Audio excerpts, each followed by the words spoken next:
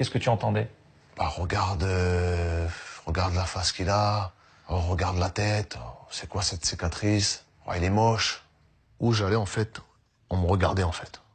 Pas parce que j'étais beau, pas parce que je m'appelais Franck, pas parce que je joue bien au football, parce que j'avais une cicatrice, en fait.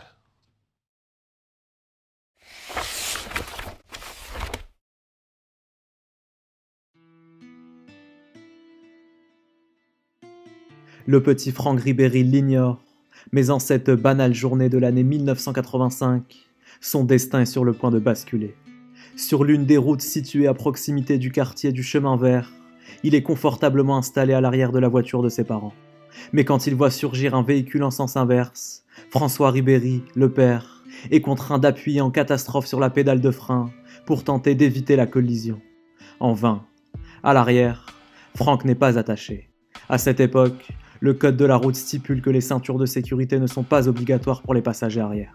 Mais face à la brutalité du freinage, le petit Franck et la petite dizaine de kilos qu'il pèse se retrouvent le visage fracassé contre le pare-brise du véhicule. La violence du choc est telle qu'elle ôte tout espoir à son père. Aucun doute. Pour lui, son fils est mort.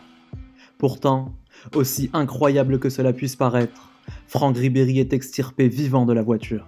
Il va s'en sortir. Au sortir de l'hôpital, les médecins prennent malgré tout la peine d'avertir la famille Ribéry. Le visage de leur fils sera marqué à vie par une cicatrice verticale située le long du côté droit. Inutile d'espérer, jamais elle ne disparaîtra. À partir de cet instant, cette cicatrice indélébile sera constitutive de son identité, à l'instar de n'importe quelle autre caractéristique génétique. Désormais, Franck Ribéry n'a pas une cicatrice sur le visage. Non, car désormais, Franck Ribéry est une cicatrice. À l'école, c'est du moins ce que pensent la plupart de ses camarades. À leurs yeux, il n'est rien d'autre qu'une bête de foire dont la vocation première est d'être l'objet de leurs nombreuses moqueries. Quasimodo, c'est le surnom qu'ils lui attribuent dans la cour de récréation. Mais à la différence du personnage de Victor Hugo, Franck Ribéry n'est ni sourd, ni bossu. En cours, il entend les remarques désobligeantes dont il est la cible. Au départ, il en pleure. Mais lassé par ses humiliations, il n'hésite pas à y répondre par de nombreuses bagarres.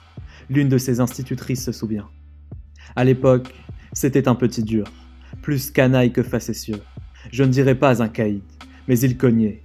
Sa cicatrice, les autres enfants s'en moquaient un peu, mais il ne s'y frottait qu'une seule fois. Outre les moqueries, Franck doit par ailleurs composer avec les premières difficultés scolaires qui se font jour. Mais heureusement, il est une activité où il surclasse tous ses camarades, quel que soit leur âge, du CP au CM2, le football. Les matchs qui ont lieu dans la cour de récréation sont pour lui l'occasion de se venger silencieusement des railleries qu'il subit de la part des autres élèves. En classe, Ribéry subit les heures de cours, ainsi que les moqueries. Mais sur le terrain, le patron, c'est lui, et personne d'autre. Et quand quelques années plus tard, il signe au club des Aiglons, puis au FC Conti Boulogne, là aussi, le petit Franck est largement au-dessus du lot. De 7 à 12 ans, il connaît une progression fulgurante qui conduit ses parents à nourrir un fol espoir. Voir leur fils embrasser un jour une carrière de footballeur professionnel. D'autant qu'à l'été 1995, Franck Ribéry prend la direction du centre de formation du LOSC. À Lille, il côtoie notamment Mathieu Debuchy. Mais quand pour la première fois, les autres jeunes du centre de formation découvrent avec stupeur le visage de la nouvelle recrue, beaucoup d'entre eux font preuve d'une certaine méfiance à son égard, voire d'un certain scepticisme. Un adolescent à ce point défiguré, qui souffre par ailleurs de certaines difficultés d'élocution, ne peut pas être meilleur qu'eux sur le terrain. Impossible. Mais José Pereira, l'entraîneur de Ribéry à Boulogne, se souvient. La figure de Franck et sa cicatrice gênaient certains jeunes. Mais quand ils ont vu qu'il était doué, ils ont vite fermé leur gueule. Car en effet, sur le terrain, les performances du natif de Boulogne ne font que confirmer les premières intuitions des recruteurs lillois, ainsi que celles de ses parents. Vitesse, percussion, dribble. Franck Ribéry a les qualités nécessaires pour terminer un jour dans un club de football professionnel. Mais pour l'état-major du LOSC, il y a un problème de taille. En dehors des terrains, l'attitude de Franck Ribéry est proprement incontrôlable. Les nombreux éducateurs du centre ont énormément de mal à canaliser sa très grande agressivité. Sa scolarité chaotique, ainsi que ses très nombreux écarts de comportement conduisent d'ailleurs les enseignants à convoquer régulièrement les dirigeants lillois pour tenter de trouver une solution. Au total, Franck Ribéry reçoit près de 300 blâmes et avertissements de la part de son collège. En vain, Le jeune adolescent multiplie les dérapages. Il va même jusqu'à être renvoyé à 3 reprises de son établissement. Un jour de l'année 1999, l'incident de trop éclate. Au cours d'une bagarre, Franck Ribéry en vient à fracturer le bras de l'une de ses camarades. Pour les dirigeants, c'est toute la crédibilité de la formation lilloise qui est désormais en jeu. Et pour la sauver, il faut vite régler le cas Ribéry. Après concertation, Pierre Dréossi, le manager général du club, ainsi que Jean-Michel Vandamme, le directeur du centre de formation, prennent une décision radicale et définitive. Franck Ribéry est officiellement exclu du centre de formation du LOSC. C'est José Pereira qui est alors chargé de conduire le désormais ex-joueur de Lille chez lui, à Boulogne. Mais sur le chemin du retour, Franck Ribéry prend la peine de lui adresser un message d'espoir. « Je vais arriver à m'en sortir. » Mais pour s'en sortir, Franck Ribéry vient de se compliquer la tâche. Il doit d'abord commencer par accepter un poste de terrassier aux côtés de son père, afin de pouvoir gagner sa vie. Et côté foot, si rédemption il doit y avoir, c'est par l'intermédiaire de la CFA qu'elle passera. Le club de l'US Boulogne est disposé à l'accueillir contre un salaire de 150 francs par mois, soit l'équivalent d'une vingtaine d'euros. Qu'importe, Franck n'y va pas pour gagner sa vie, mais simplement pour entretenir l'espoir d'une carrière professionnelle. À l'entraînement, il se montre largement à la hauteur. En l'espace de quelques semaines, Ribéry s'impose comme un titulaire indiscutable au sein du 11 de départ et finit même par évoluer en national. Afin de le conserver, on lui promet une revalorisation salariale, un appartement personnel, ainsi que le financement de son permis de conduire. Mais en réalité, Ribéry est victime d'un coup de bluff. L'US Boulogne n'a pas les moyens financiers de tenir ses promesses. Dans tous les cas, il est déjà trop tard pour les dirigeants boulonnais, car pour la saison 2002-2003, Franck Ribéry prend la direction du club d'Alès, en national. Mais son aventure dans le sud de la France ne se passe pas du tout comme prévu. Contrairement à ce qu'il espérait, très rares sont ses apparitions sur le terrain. Mais surtout, en interne, le club d'Alès est en très grande difficulté financière, au point d'être mis en faillite par la DNCG à l'issue de la saison.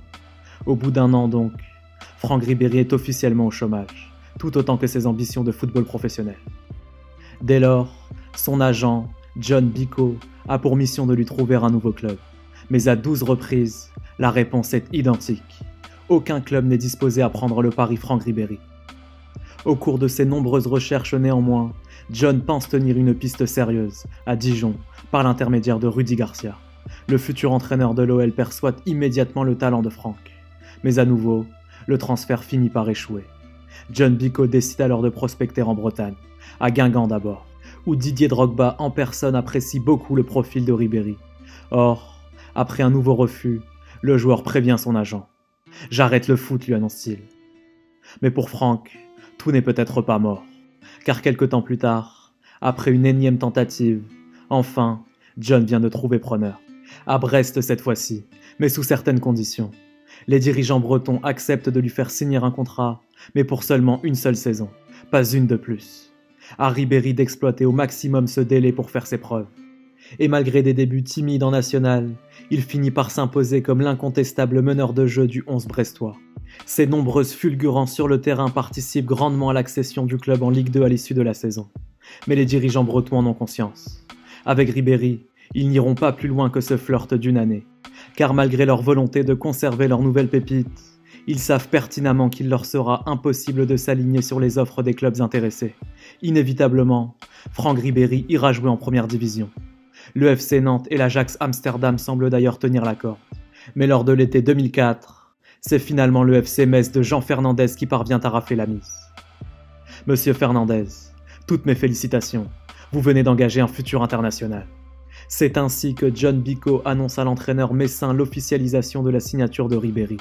L'ancien entraîneur de l'AS Cannes est sûr de son coup. Le championnat de national a beau constituer la seule et unique référence en club de son nouveau joueur, ce dernier finira forcément par exploser en Ligue 1. Il en est convaincu. Les qualités de percussion de sa nouvelle recrue vont lui permettre de surmonter sans aucun problème le fossé qui sépare les deux championnats. Et comme prévu, l'histoire donne raison à Jean Fernandez. Dès ses premières semaines au sein du championnat français, Ribéry s'amuse des défenseurs de Ligue 1. Ses très bonnes prestations, face à l'Olympique de Marseille notamment, impressionnent de nombreux observateurs et finissent même par lui ouvrir les portes de l'équipe de France Espoir. À l'époque, Ribéry touche un salaire de 7 000 € mensuels. Une somme très en dessous de la moyenne des salaires de Ligue 1, mais qui lui permet malgré tout d'accéder à un niveau de vie qu'il n'avait encore jamais connu jusqu'à présent. Aux yeux d'un jeune homme d'une vingtaine d'années à peine, et pour qui les cités HLM de Boulogne-sur-Mer constituaient l'horizon indépassable il y a tout juste 5 ans de cela, le bouleversement est total. D'autant que quelques semaines avant la trêve hivernale, les dirigeants messins préviennent l'agent du joueur. Le salaire de Ribéry sera multiplié par 5. Mais en décembre 2004, un incident extrasportif finit par précipiter le départ surprise du numéro 10 messin. Après une blessure en déplacement à Lens, il obtient l'autorisation de pouvoir passer la nuit chez ses parents, à Boulogne. Or, Franck Ribéry termine la soirée en boîte de nuit, et au beau milieu de la fête, une bagarre à laquelle il aurait participé finit par éclater. L'un des clients de la discothèque est alors victime d'une grave blessure à l'œil.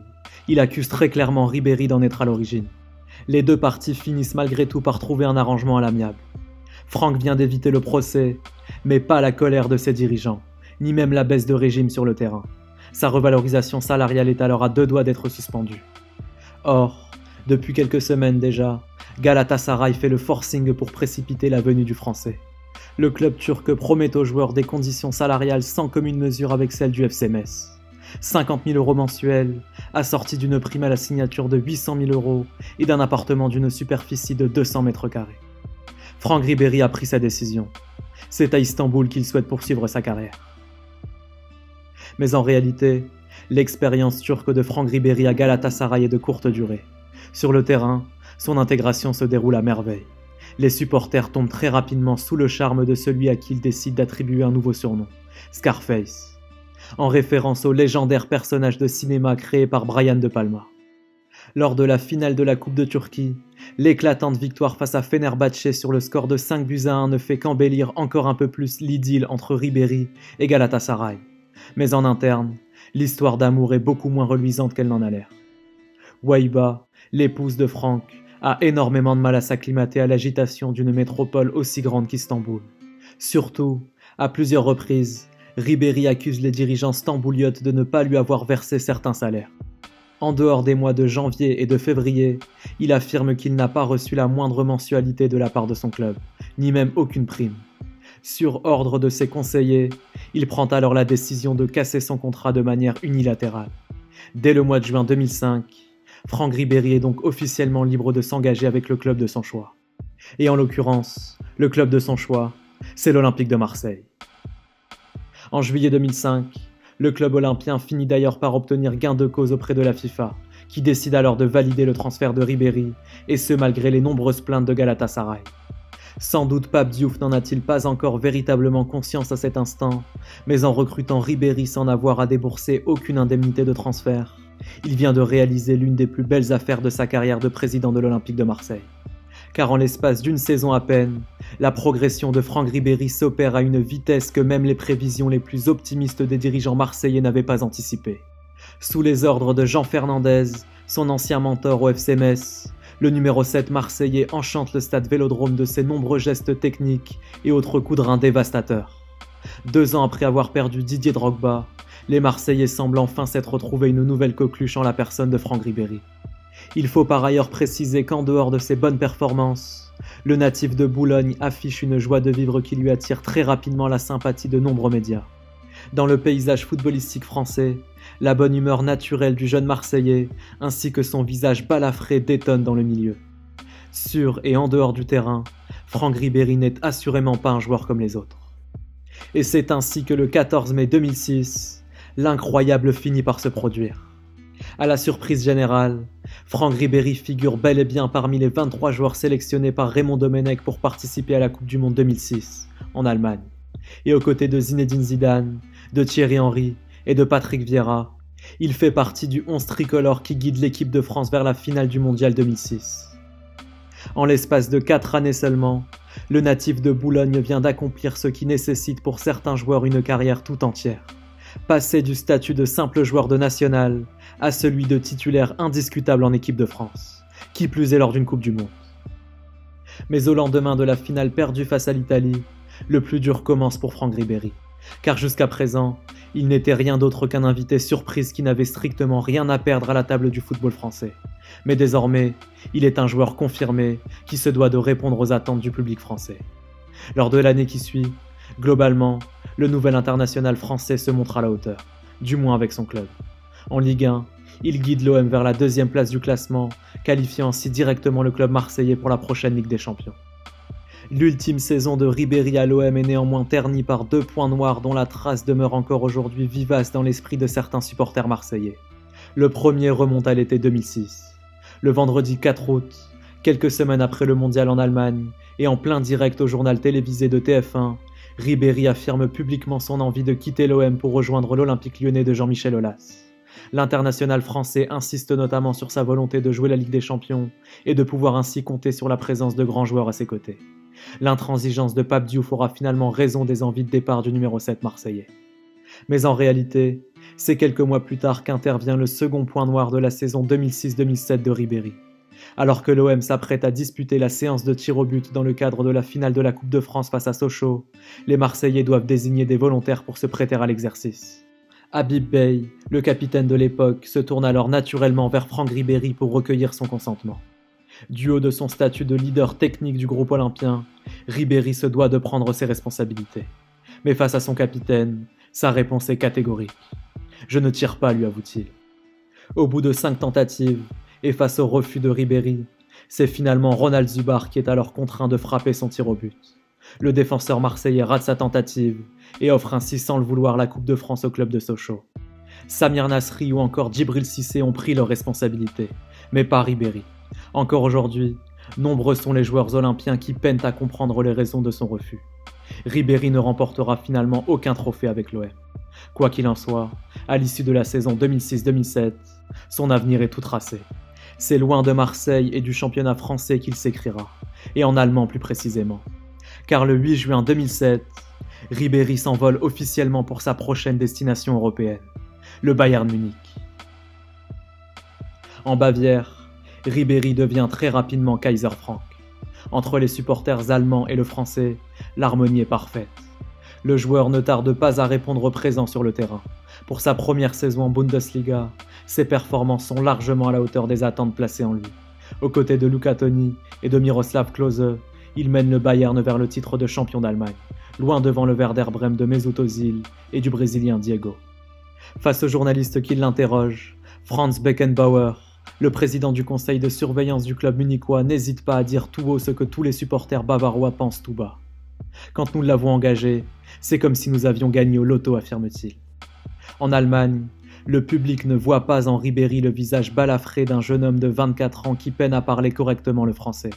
Non, en sa nouvelle idole, il ne voit rien d'autre qu'un joueur de foot capable d'accélération magistrale balle au pied et dont le sourire permanent génère une forme de sympathie naturelle en dehors des terrains.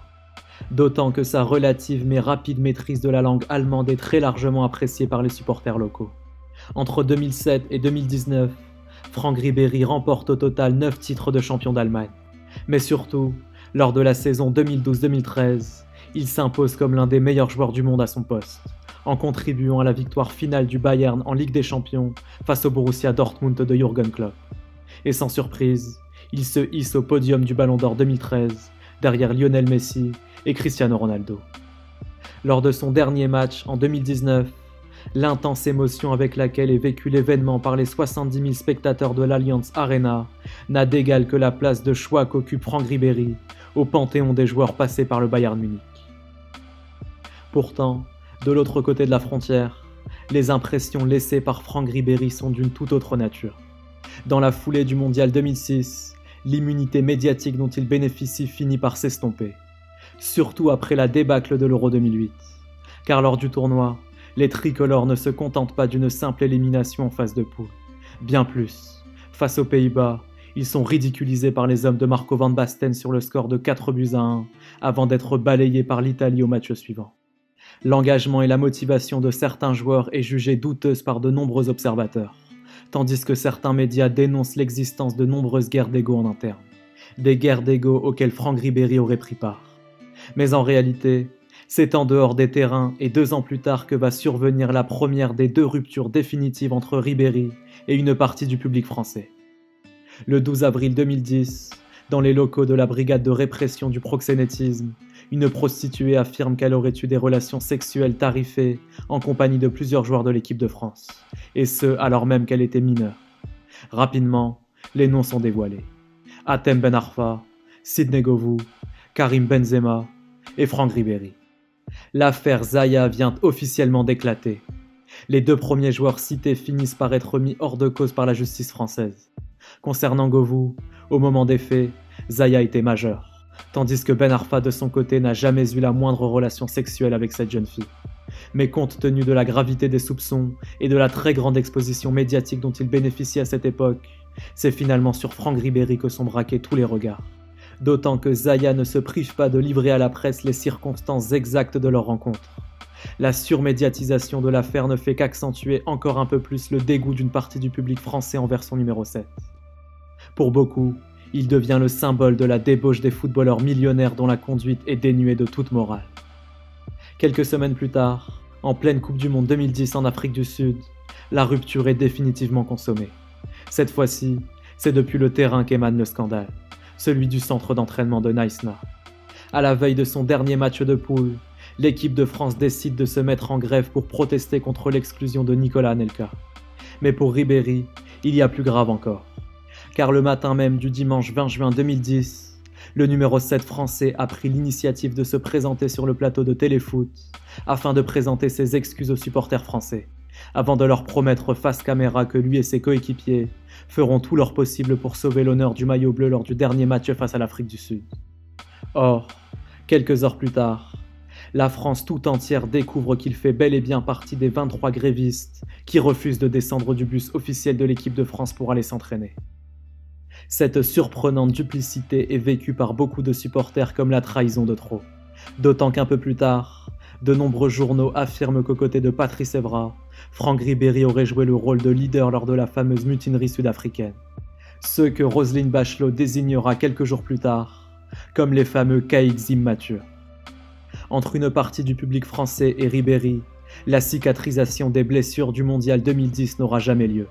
La tentative de réhabilitation médiatique engagée par la 3F au lendemain de la catastrophe de Naïsna, ainsi que ses quelques bonnes performances en équipe de France, sous les ordres de Laurent Blanc puis de Didier Deschamps, n'y changeront rien. Pas plus que la relaxe obtenue par le numéro 7 bavarois en janvier 2014 dans le cadre de l'affaire Zaya. Et quand il déclare forfait pour la Coupe du Monde au Brésil en raison d'une blessure de dernière minute, c'est sans amertume particulière que le public français accueille la nouvelle. Pour toujours, Franck Ribéry portera aux yeux d'une partie du public français les traces de ces 2 ruptures que sont l'affaire Zaya et l'affaire Naïsna. Des traces indélébiles qu'il ne pourra jamais effacer, à l'image de sa cicatrice.